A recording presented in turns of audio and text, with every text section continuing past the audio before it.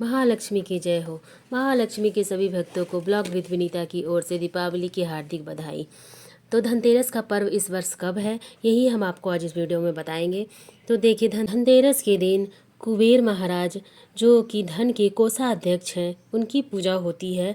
और धन्वंतरी, जो आयुर्वेद के देवता हैं, उनकी भी पूजा होती है।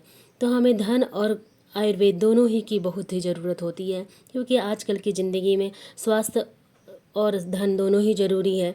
तो इसलिए हमें धनतेरस की पूजा करनी होती है। तो धनतेरस की पूजा कब है? धनतेरस कार्तिक मास की त्रयोदशी तिथि को मनाया जाता है। इस दिन लक्ष्मी माँ और गणेश भगवान के साथ साथ कुबेर महाराज और धन्वंतरी की भी पूजा होती है, जो कि इस वर्ष 29 अक्टूबर को है। तो 29 अक्टूबर को धनतेरस 10:31 से शुरू होकर अगले दिन 30 अक्टूबर को 1:15 तक है। और धनतेरस की पूजा करने का समय 29 अक्टूबर को शाम को 6:30 बजे से लेकर रात को 8:12 तक ही है। तो आप इसी शुभ मुहूर्त में धनतेरस की पूजा करें। धनतेरस की पूजा आपको कैसे करनी है, इसका भी डिटेल वीडियो मैं अपने चैनल पर डाल दूंगी, आप वहां से जाकर देख सकते हैं। तो अब हम बात करेंगे कि धनतेरस के दिन हमें क्या चीज़ खरीदना चाहिए और क्या नहीं खरीदना चाहिए।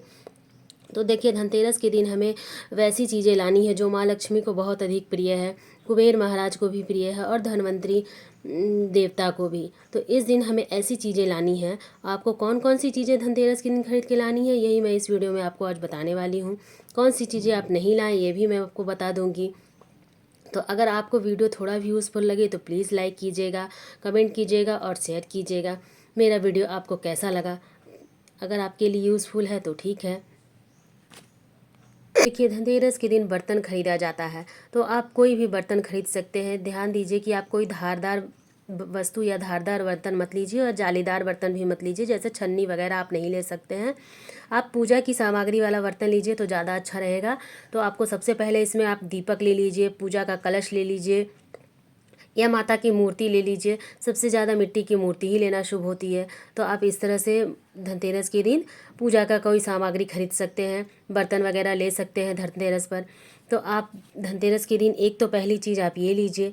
दूसरी बार आपको है कि आप धनतेरस पे कोई भी ऐसी वस्तु लीजिए जिससे आप पूजा में ज़रूर यूज़ कर सकते हैं। जैसे माँ लक्ष्मी को पान के पत्ते बहुत अधिक प्रिय हैं, तो आप पान के पत्ते ले लीजिए और धनतेरस की पूजा में इसे यूज़ कीजिए। पान के पत्ते आपको धनतेरस में कैसे लगाने हैं, इसका वीडियो आपको चैनल पे जो मिल जाएगा जब आप धनतेरस की पूजा का वीडियो देखेंगे। तो इस तरह से आपको कम से कम 5, 7, 11 अपनी सुविधा के अनुसार आपको पत्ते लेने हैं। कम से कम आप 2 पत्ते तो ज़रूर लाइए, जोड़े में ही लाइए। लक्ष्मी पूजा में आपको हर चीज़ जोड़े में लाना होता है। तो इस तरह से आप धनतेरस पर पान के पत्ते लाइए और उसे पूजा में यूज़ कीजिए। उसके बाद हमें लेने होते हैं जो सबसे सिंपल और कम में हो जाएगा, झाड़ू। झाड़ू को भी माँ लक्ष्मी का प्रतीक माना गया है।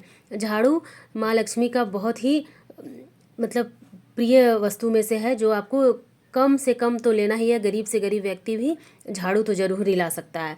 तो आप झाड़ू ले लीजिए बाज़ार से, धनिया ले लीजिए, नमक ले लीजिए। तो इस तरह से आपको बाज़ार से धनतेरस के दिन ये सभी चीज़ें लानी होती हैं। तो अगर आप झाड़ू लेते हैं तो ध्यान रखिए कि प्लास्टिक की झाड़ू ना हो, मतलब प्लास्टिक का हैंडल हो लेकिन झाड़ू प्लास्टिक की ना हो। क्योंकि प्लास्टिक का झाड़ू अगर आप यूज़ करते हैं तो बाद में ले लीजिएगा, पर आप धनतेरस के दिन केवल प्लास्टिक रहित ही झाड़ू लीजिए। जो भी झाड़ू आप लें लेकिन उसमें प्लास्टिक नहीं होना चाहिए।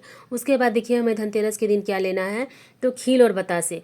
माँ लक्ष्मी को खील और बतासे का भोग बहुत अधिक प्रिय है। तो धनतेरस की पूजा में आपको खील बतासे लगेंगे।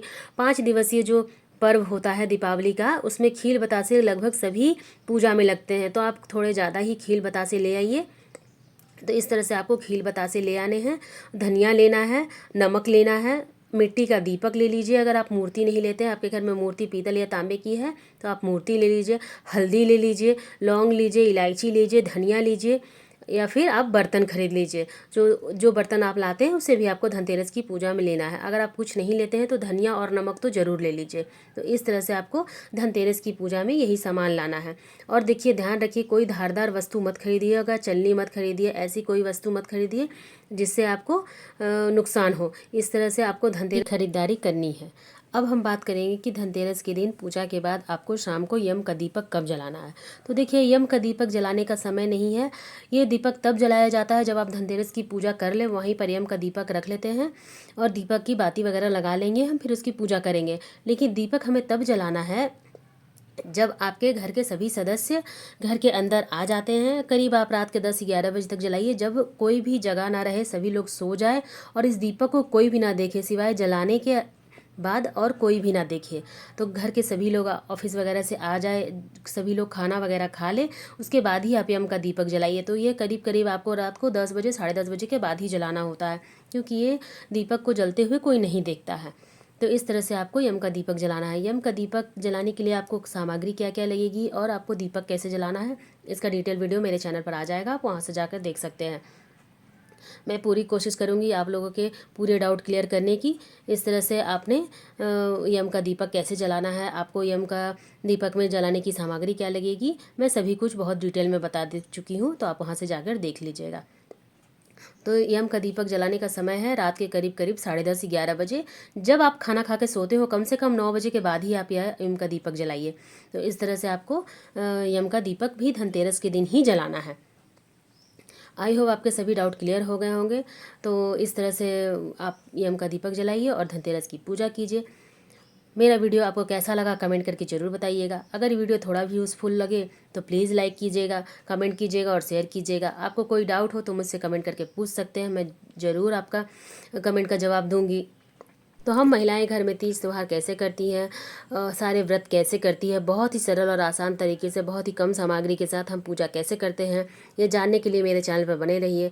मैं विनीता आपका स्वागत करती हूँ अपने चैनल पर और आपके सभी डाउट को क्लियर करते हुए आपको पूजा का डिटेल वीडियो दिखाती हूँ। दीपावली से जुड़े सभी वीडियोस मेरे चैनल पर आ जाएंगे, आप वहां से जाकर देख लीजिएगा। अगर आपको अच्छा लगे तो कमेंट कीजिएगा, मुझे आपके कमेंट का इंतज़ार रहता है। बाय बाय दोस्तों, फिर मिलते हैं हम अगले वीडियो में। जय माँ लक्ष्मी। महालक्ष्मी की कृपा आप सब पर बनी रहे। माँ लक्ष्मी आप सब के घर में इस बार पधारे और हमेशा के लिए आपके घर में विराजमान हो जाए। ये आशा और उम्मीद के साथ मैं अपना वीडियो ख़त्म करती हूँ। जय हो महालक्ष्मी। महालक्ष्मी की कृपा हम सब पे बनी रहे।